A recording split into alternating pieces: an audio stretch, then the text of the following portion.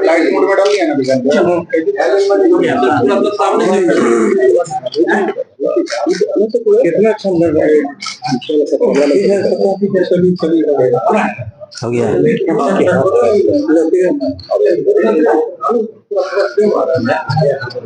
तो बताया जाए कि आप सेटल हो जाए लोग तब तो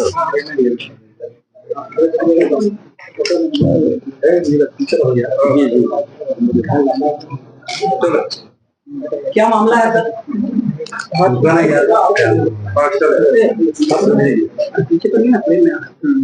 12 अप्रैल को सुबह में करीब 10:30-11 बजे हम लोगों को पुणे स्थित एक व्यवसायी शिंदे जी के अपने परिवार वालों से संपर्क न करने की सूचना प्राप्त हुई।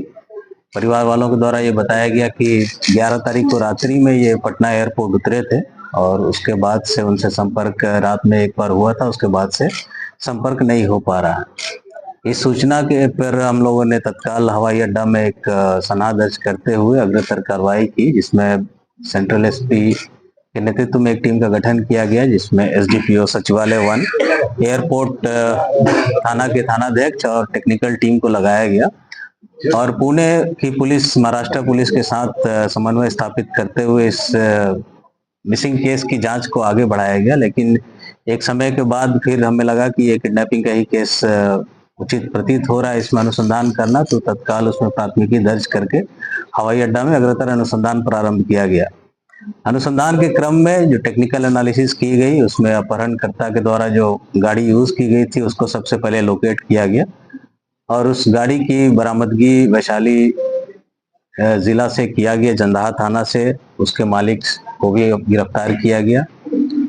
आगे अग्रतर अनुसंधान में पूछताछ और टेक्निकल इन्वेस्टिगेशन की बदौलत और भी बिहार जिले के 3 जिलों में छापेमारी की गई टीम के द्वारा और इस छापेमारी के क्रम में कुल अब तक 11 लोगों को गिरफ्तार किया गया है। जो शेष बचे अपराधी हैं उनकी गिरफ्तारी के लिए छापेमारी की जा रही है।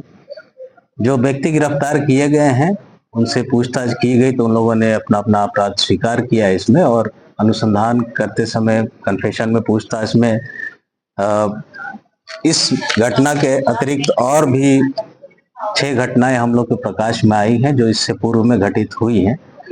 इन लोगों का जो मॉडस ऑपरेंडाई है वो बिजनेसमैन को फोन पे मेल के द्वारा पहले ये प्रलोभन देते हैं, बिजनेस करने के लिए यहाँ पर बुलाते हैं, बेसिकली स्क्रैप डीलिंग और उस तरह की मेटल से रिलेटेड बिजनेस को लेकर।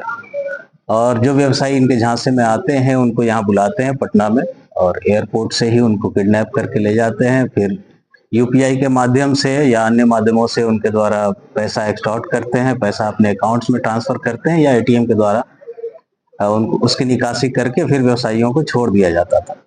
पूर्व में घटित घटनाओं के संबंध में हम लोगों ने इन्वेस्टिगेशन के दौरान जो भी हमें पता चला उन सभी व्यक्तियों से संपर्क किया गया है। कुछ लोगों के द्वारा अपने पेरेंट थाने जहाँ के वो मूल निवासी है वहां पर कांड दर्ज कराया गया है। जहां पर लोगों ने कांड दर्ज नहीं कराया है वहां उनसे हम लोग एप्लीकेशन लेकर और यहाँ प्राथमिकी दर्ज करके उन केसेस का भी अनुसंधान हम लोग प्रारंभ कर रहे हैं और इन सभी अपराधियों को उन कांडों में भी हम लोग रिमांड पर लेंगे। इसके पहले की घटनाएं जो सामने आई हैं अभी तक 25 जनवरी, 6 फरवरी, 16 फरवरी को 2 घटनाएं हुई हैं। एक 27 मार्च और एक 27 मार्च का एक और है जो नालंदा में केस हुआ है, बिन में ऑलरेडी रजिस्टर्ड है।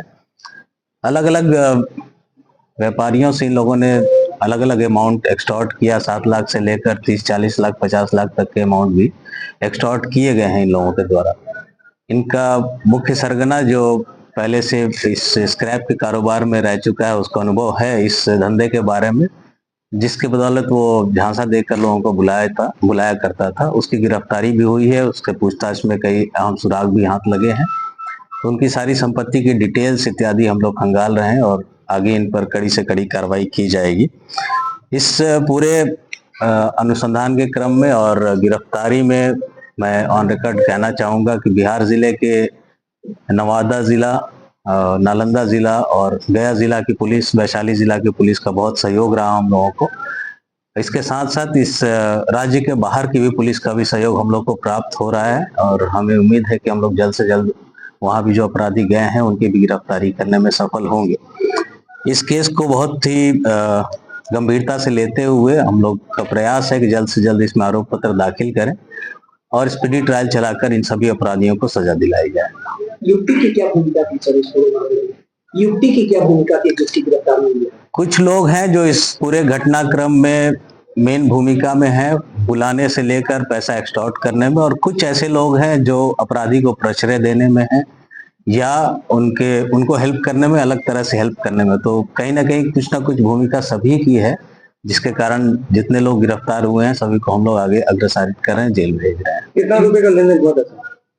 अभी ट्रांजैक्शन बहुत ज्यादा नहीं, इसमें 40-50 हजार के अराउंड, 90,000 के अराउंड का ट्रांजैक्शन ये लोग कर पाए थे। और इसी में जो पूछताछ में बताया कि और पैसा एक्सटॉर्ट करना चाह रहे थे सब, कुछ पासवर्ड वगैरह की डिमांड कर रहे थे लोग, जिसके कारण थोड़ी सख्ती से किया और उन लोगों ने अंततः मतलब हत्या कर दी। इसमें एक्सटॉर्शन के लिए ही उनकी हत्या कर दी और जहानाबाद में घोसी में वहां पे जाकर बॉडी को डंप किया।